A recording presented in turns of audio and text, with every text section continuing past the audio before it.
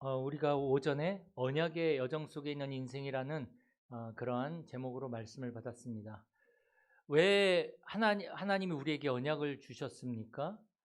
하나님과 우리가 이 땅에서 함께하는 방법은 하나님이 신 복음, 그 복음의 언약을 붙잡고 복음을 확산시키는 그 언약의 성취의 여정을 가는 것이 바로 언약 성취 속에 있는 인생입니다. 누가 뭐라 그래도 예수님을 그리스도로 믿고 구원받은 하나님의 자녀는 하나님의 언약이 그 속에 있고 그 언약이 성취되어지는 여정 속에 있습니다. 그 언약이 성취되어진 여정 속에 있을 때에 비로소 모든 만남과 모든 사건과 모든 문제는 내 문제가 아니고 이제는 하나님의 언약이 성취되어지는 것과 이제 연결이 되는 것입니다. 그래서 문제 속에는 분명히 답이 있고 위기 속에는 하나님의 기회가 있습니다. 만남을 통해서 하나님은 또 다른 새로운 문을 여시기도 합니다. 이것이 언약의 여정 속에 있는 사람의 모습입니다. 그러니까 문제가 왔다고 낙심할 것도 없고 어려움이 왔다고 해서 우리는 두려워할 이유도 없습니다. 그러나 우리는 육신을 가졌기 때문에 자꾸 문제와 사건과 위기 속에 본능적으로 우리는 두려움과 불안을 갖는 창세기 3장 속으로 돌아갑니다. 그렇기 때문에 우리는 날마다 나의 영적 상태를 바꾸는 영적 집중의 시간이 필요한 거죠. 날마다 기도와 말씀을 가지고 나를 살리고 세우는 그 시간들이 우리에게 반드시 필요합니다. 하나님의 언약은 누가 뭐라고 해도 막을 수가 없고 반드시 성취되어집니다. 우리는 그 언약 속에 있는 사람입니다. 그러면서 지금 우리는 이 시대를 바라볼 때에 이 시대가 점점 재앙 속으로 들어갑니다. 재앙이 뭡니까? 우리가 제어할 수 없는 그러한 일들이 막 생겨납니다. 넓게 보면 우리가 지금 보면 막 자연재해라든지 전쟁이라든지 또 여러 가지 지금 우리는 캄보디아에서 일어난 사건들을 보면서 우리는 재앙이라고 얘기를 합니다. 그런데 진짜 재앙은 뭡니까? 우리 인간이 하나님을 떠난 게 재앙입니다. 조금 더 좁혀지면 하나님이 안 믿어지는 게 재앙입니다. 그것만큼 큰 재앙이 어디 있겠습니까? 하나님은 분명히 살아계시고 하나님은 지금도 말씀을 성취하고 계시고 기도를 응답하고 계십니다. 지금도 하나님이 주신 언약을 이루어가고 계시는데 나는 하나님이 안 믿어집니다. 하나님이 하실 일들이 안 믿어집니다. 그게 재앙입니다. 하나님은 하실 건데 나는 안 믿어져요. 현실을 보니 내 상황을 보니까 안 믿어지는 그 불신앙이 재앙이라니까요. 그래서 그 재앙을 우리가 막고 재앙을 없애는 유일한 방법이 뭡니까? 내가 복음 속으로 들어가는 방법뿐이 없습니다. 복음이 나의 복음으로 딱 내 안에 담겨야 됩니다. 그것 말고는 우리가 내게 임한 재앙을 막을 수가 없습니다. 이러한 재앙들이 계속 우리에게 찾아오는 이유가 뭡니까? 내가 하나님이 안 믿어지는 재앙이 나에게 임했는데 이게 확대되어지다 보니까 이게 시대적 재앙이 돼버린단 말이죠. 하나님 떠난 사람들에게 계속 어려움이 올 수밖에 없단 말이죠. 창세기 1장 27절 28절에 보면 우리 인간은 분명히 하나님과 함께하도록 창조되어졌는데 우리 인간이 불순종해서 하나님을 떠나버리고 창세기 3장 나를 위해, 창세기 6장 육신을 위해, 창세기 11장 성공을 위해서 살아가는 그러한 인생이 되어져 버렸단 말이죠. 하나님 없이. 그러니 영적 문제와 사단이 마구마구 공격해도 막을 능력이 없습니다. 인간에게는. 과학이 아무리 발달하고 굉장히 편리해졌다 할지라도 영적 문제와 사단의 공격을 막을 능력이 인간의 과학으로는 막을 수 없다니까요. 그래서 사람들은 나를 위해, 육신을 위해, 성공을 위해서 살아가는데 더 성공하기 위해서, 더 육신을 위해서 사도행전 13장, 16장, 19장 이것을 위해서 무속인을 찾아가기도 하고 점을 치기도 하고 미신에게 빌기도 하고. 왜요? 나의 성공을 위해서, 내 육신을 위해서. 돈 되는 거라면 뭐든지 하는 거죠. 성공을 위해서라면 뭐든지 하는 거죠. 그러다가 어느 날 요한복음 8장 44절에 있는 대로 거짓의 아비인 마귀에게 완전히 사로잡히고, 어느 날 나에게 영적 문제가 찾아오고 정신 문제와 삶의 문제가 내 인생에 찾아오는데 어떻게 할 수가 없는 거예요. 이게 도대체 뭔지, 이게 어떻게 끝내야 되는지 답이 없는 거죠. 그래서 끊임없이 하나님을 떠난 모든 사람과 시대에는 재앙이 올 수밖에 없습니다.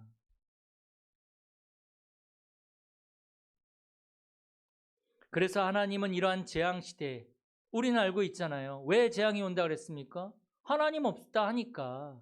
하나님 만나는 길인 복음을 모르니까, 복음을 거부하니까 하나님의 진노가 한 시대에, 한 가문에, 한 가정에 그 진노가 임하는 것입니다. 그게 재앙 아니겠습니까?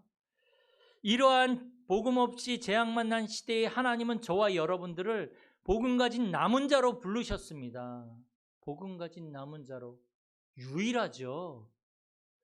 아무리 과학적으로 많이 알고 있다 할지라도 복음이 아니면 이 시대의 재앙을, 가정 가문의 재앙을 막을 수 없는데, 하나님은 과학자들도 모르고 회장들도 모르는 이 복음을 우리에게 주셔서 이 복음으로 이 시대를 치유하며 살릴 남은 자의 축복을 가지고 우리를 부르셨단 말이에요.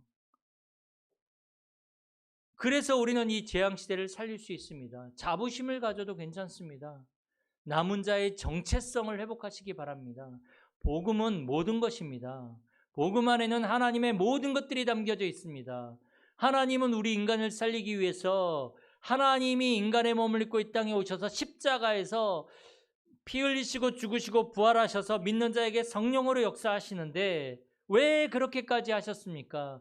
인간에게 일어나는 모든 문제는, 하나님을 떠난 모든 사람들에게 찾아오는 재앙은 예수 그리스도의 십자가의 죽으심과 부활 아니고선 해결할 수 없기에 하나님은 우리에게 그리스도를 보내서 이 재앙을 끝내길 원하십니다. 저와 여러분들이 이 사실이 믿어지면 복음 가진 남은 자입니다. 이 정체성을 회복하시길 바랍니다. 그래서 하나님은 처음부터 우리에게 창세기 3장 15절에 여자의 후손의 복음을 주셨습니다. 여자의 후손의 복음이 아니고서는 절대로 사단의 문제와 죄의 문제와 하나님을 떠난 문제를 해결할 수 없고, 그로 말미암아 찾아오는 이 재앙을 막을 수 없습니다. 남자의 후손의 복음이 아닙니다. 여자의 후손의 복음.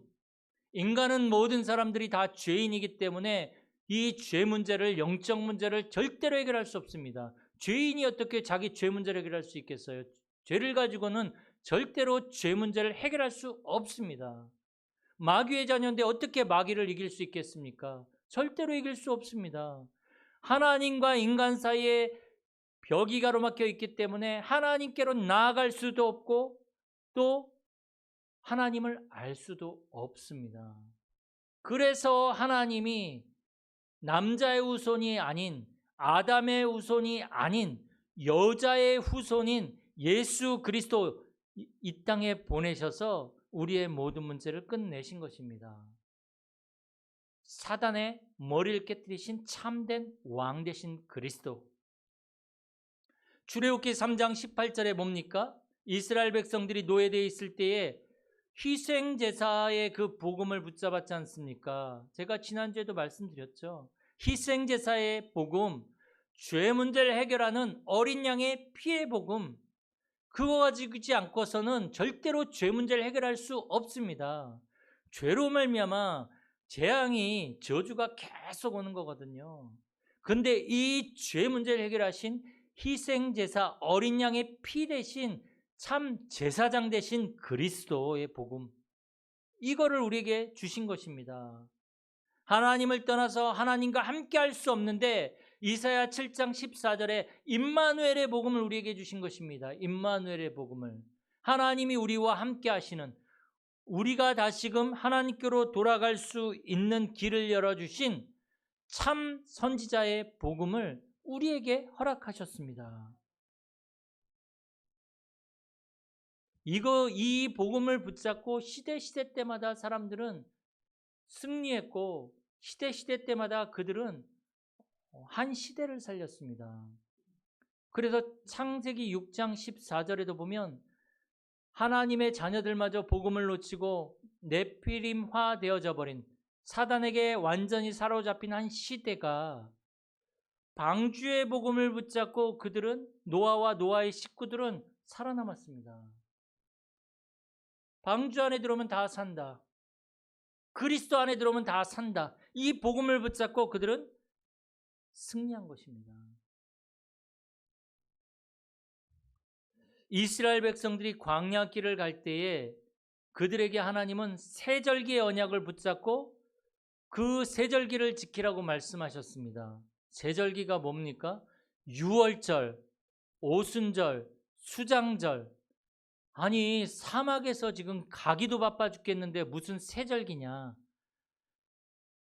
세절기 뭡니까? 유월절, 어린 양의 피 바른 날 이스라엘 백성들은 사단을 상징하는, 지옥 배경을 상징하는 애굽과 사단을 상징하는 바로왕의 손에서 빠져나왔습니다. 어린 양의 피 바른 날, 그게 유월절이죠. 그건 뭘 말합니까? 구원을 말합니다.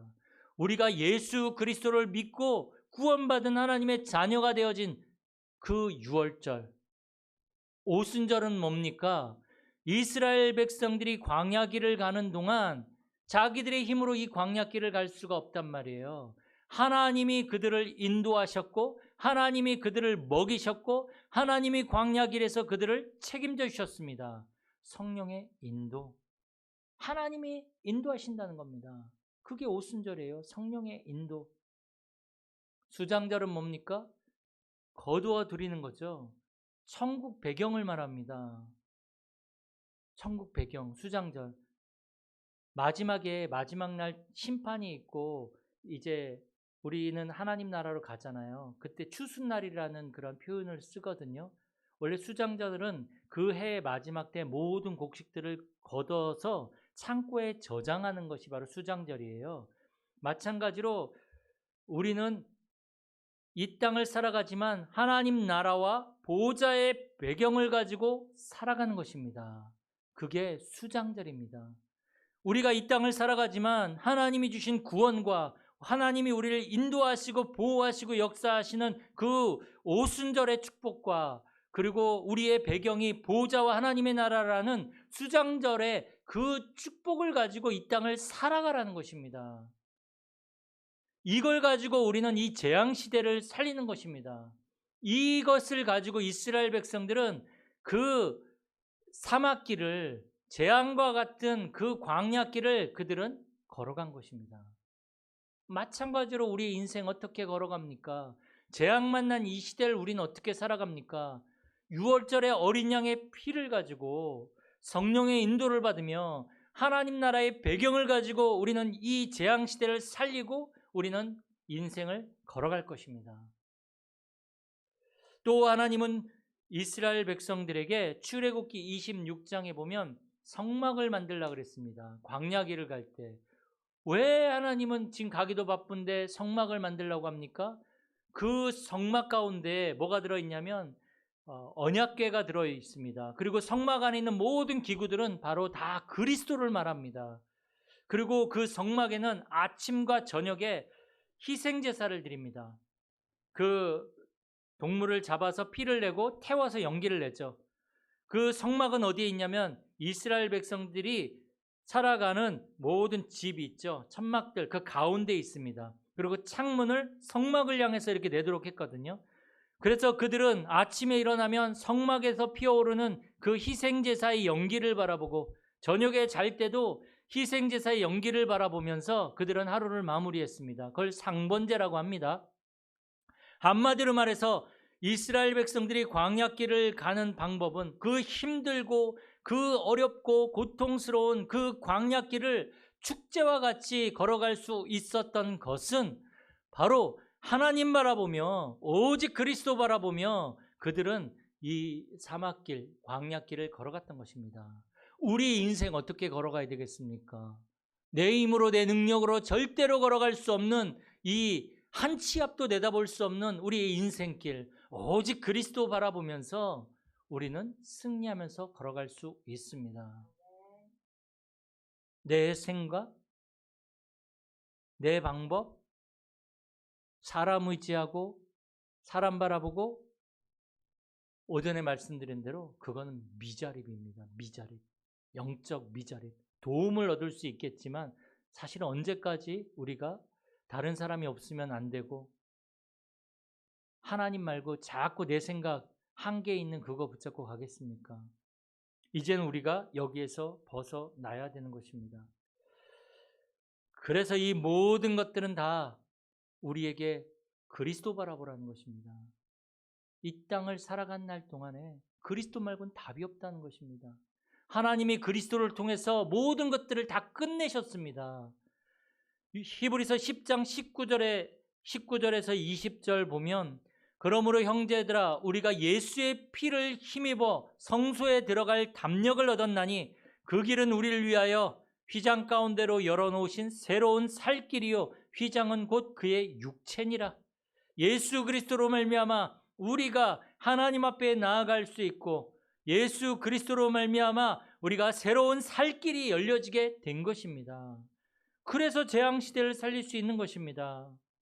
히브리서 2장 14절에서 15절에도 보면 뭐라고 말씀하고 있냐면 자녀들은 혈과 육에 속하였음에 그도 또한 같은 모양으로 혈과 육을 지니심은 죽음을 통하여 죽음의 세력을 잡은 자 곧 마귀를 멸하시며 또 죽기를 무서워함으로 한평생 매여 종로로 타는 모든 자를 놓아주려 하심이니 죄와 죽음 가운데 매여 있는 우리를 구원하기 위해 재앙 가운데 살아가는 우리를 위해 예수님이 인간의 몸을 입고 이 땅에 오신 것입니다.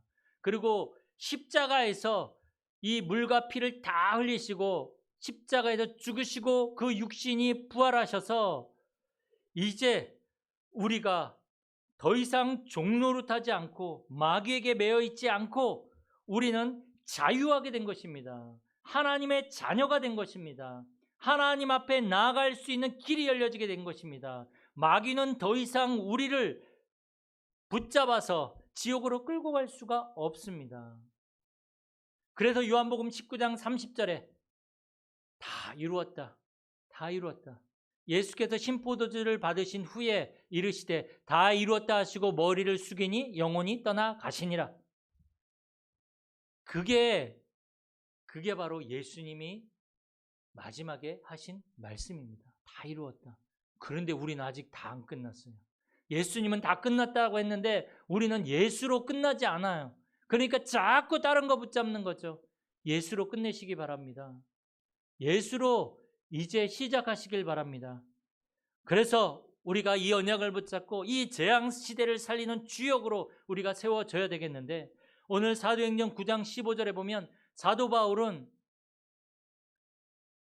오늘 말씀에서 원래는 예수 믿는 사람들을 잡아 죽이고 그들을 핍박하고 오히려 예수를 박해하던 사람이었습니다. 그러나 오늘 본문에 닳진 않았지만 다메섹 도상에서 예수 그리스도를 만나게 되어집니다. 빛으로 오신 예수 그리스도를 만나게 되어집니다. 그러고 나서 그의 인생이 완전히 바뀌게 된 거죠. 그런데 오늘 9장 15절에 보니까 뭐라고 예수님이 말씀하십니까? 아나니아라는 그 여제자에게 주께서 이르시되 가라, 이 사람은 내 이름을 이방인들과 임금들과 이스라엘 자손들에게 전하기 위하여 택한 나의 그릇이라. 사람들이 보기에는 굉장히 강팍하고 핍박자고 정말로 무서운 사람인데 하나님은 예수님은 이방인들과 임금들과 이스라엘 백성들에게 내 이름을 전하기 위하여 택한 나의 그릇이라고 말씀하고 있습니다. 저와 여러분들이 별 볼 일 없을 것 같고 때로는 불신앙하고 때로는 다른 것 때문에 무너지기도 하는데 뭐라고 말씀하십니까? 복음 가진 남은 자로 너를 이 시대의 재앙을 막기 위하여 택한 나의 그릇이다. 이렇게 말씀하고 있는 것입니다. 이게 우리의 정체성입니다. 이 시대에 복음 없이 죽어가는 모든 사람들과 현장들과 우리 렘넌트들과 다민족들을 살리기 위해서 택한 나의 그릇이다. 그것을 위해서 하나님은 여러분들의 업을 허락하셨습니다. 우리 교회를 이것 때문에 세우셨습니다. 이게 우리 교회의 정체성입니다. 우리가 새로운 직업을 얻으려고 할 때도 하나님이 이것을 위해서 나에게 예비하신 업이 있다. 기도하시면서 집중하시면서 하나님의 인도를 받으시기 바랍니다. 우리 렘넌트들은 미래를 준비할 때에 나는 이 복음이 없이 죽어가는 재앙당한 이 시대를 살리기 위해 하나님이 택한 그릇으로 복음 가진 남은 자로 나를 부르셨구나. 이 언약을 확실하게 붙잡고 미래를 준비하셔야 되겠습니다. 이번 한 주간도 그 응답을 누리는 우리 모든 성도님들이 되어지기를 축복합니다. 하나님 감사드립니다. 이번 한 주간도 복음 가진 남은 자의 축복을 모든 현장에서 모든 만남 속에서 누리게 하여 주시옵소서. 방해하는 모든 의감이 무너지게 하시고 이제 우리 성도님들과 교회를 통하여서 이제 다민족들이 살아나고 후대들이 살아나고 전 세계를 살릴 응답의 문들이 열려지게 하여 주시옵소서. 주 예수 그리스도의 은혜와 아버지 하나님의 사랑과 성령님의 역사하심이 이 재앙 만난 시대를 살리는 주역으로 복음 가진 남은 자로 세워지길 원하는 우리 모든 성도님들의 머리 위에 가정과 가문과 현장과 모든 렘넌트 머리 위에 이제로부터 영원까지 항상 함께 있을지어다. 아멘.